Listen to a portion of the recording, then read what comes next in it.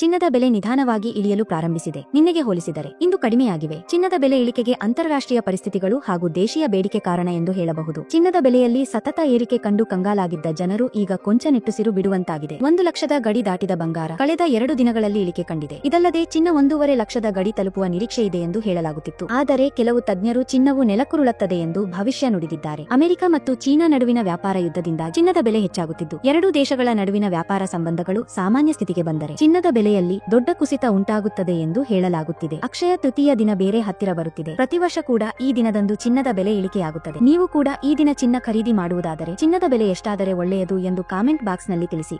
ಹಾಗೆ ಈ ವಿಡಿಯೋನ ಲೈಕ್ ಮಾಡಿ. ನಿನ್ನೆ ಬೆಳ್ಳಿ 1 ಕೆಜಿಗೆ 1,01,000 ರೂಪಾಯಿ ಇತ್ತು. ಇಂದು 1 ಕೆಜಿ ಬೆಳ್ಳಿಗೆ 1,02,000 ರೂಪಾಯಿ ಆಗಿದೆ. ಅಂದರೆ 1 ಕೆಜಿ ಬೆಳ್ಳಿಗೆ 1,000 ರೂಪಾಯಿ ಏರಿಕೆ ಕಾಣುವುದರ ಜೊತೆಗೆ ಪ್ರತಿಯೊಂದು ಗ್ರಾಂ ಬೆಳ್ಳಿಯ ಬೆಲೆ 102 ರೂಪಾಯಿ ಆಗಿದೆ. ಇನ್ನು ನಿನ್ನೆ 10 ಗ್ರಾಂ 18 ಕ್ಯಾರೆಟ್ ಚಿನ್ನದ ಬೆಲೆ 73,000 ರೂಪಾಯಿ ಇತ್ತು.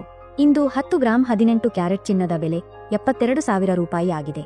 10 ಗ್ರಾಂ 18 ಕ್ಯಾರೆಟ್ ಚಿನ್ನದ ಬೆಲೆ 1,000 ರೂಪಾಯಿ ಇಳಿಕೆ ಕಾಣುವುದರ ಜೊತೆಗೆ ಪ್ರತಿಯೊಂದು ಗ್ರಾಂ 18 ಕ್ಯಾರೆಟ್ ಚಿನ್ನದ ಬೆಲೆ 7,200 ರೂಪಾಯಿ ಆಗಿದೆ.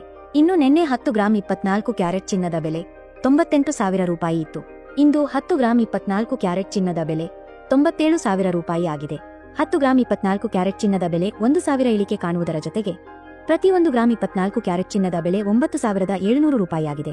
ಮತ್ತು ನಿನ್ನೆ 10 ಗ್ರಾಂ 22 ಕ್ಯಾರೆಟ್ ಒಡವೆ ಚಿನ್ನದ ಬೆಲೆ 90,000 ರೂಪಾಯಿ ಇತ್ತು. ಇಂದು 10 ಗ್ರಾಂ 22 ಕ್ಯಾರೆಟ್ ಒಡವೆ ಚಿನ್ನದ ಬೆಲೆ 89,000 ರೂಪಾಯಿ ಆಗಿದೆ. ಅಂದರೆ 10 ಗ್ರಾಂ 22 ಕ್ಯಾರೆಟ್ ಒಡವೆ ಚಿನ್ನಕ್ಕೆ 1,000 ರೂಪಾಯಿ ಇಳಿಕೆ ಕಾಣುವುದರ ಜೊತೆಗೆ ಪ್ರತಿಯೊಂದು ಗ್ರಾಂ 22 ಕ್ಯಾರೆಟ್ ಒಡವೆ ಚಿನ್ನದ ಬೆಲೆ 8,900 ರೂಪಾಯಿ ಆಗಿದೆ. ಚಿನ್ನ ಬೆಳ್ಳಿಯ ಬೆಲೆಯಲ್ಲಿ ಭಾರೀ ಏರಿಳಿತಗಳು ಉಂಟಾಗುತ್ತಿದೆ. ಇಂತಹ ಪರಿಸ್ಥಿತಿಯಲ್ಲಿ ನೀವು ಚಿನ್ನ ಖರೀದಿಸುವ ಬಗ್ಗೆ ಯೋಚಿಸುತ್ತಿದ್ದರೆ ಕೆಲವು ದಿನಗಳವರೆಗೆ ಕಾಯುವುದು ಉತ್ತಮ. ಈ ಮಾಹಿತಿ ನಿಮಗೆ ಉಪಯುಕ್ತವಾಗಿದ್ದರೆ ಚಾನೆಲ್ಗೆ ಸಬ್ಸ್ಕ್ರೈಬ್ ಆಗಿ, ವಿಡಿಯೋ ಲೈಕ್ ಮಾಡಿ, ಶೇರ್ ಮಾಡಿ. ನಿಮ್ಮ ಅಭಿಪ್ರಾಯವನ್ನು ಕಾಮೆಂಟ್ ಬಾಕ್ಸ್ನಲ್ಲಿ ತಿಳಿಸಿ.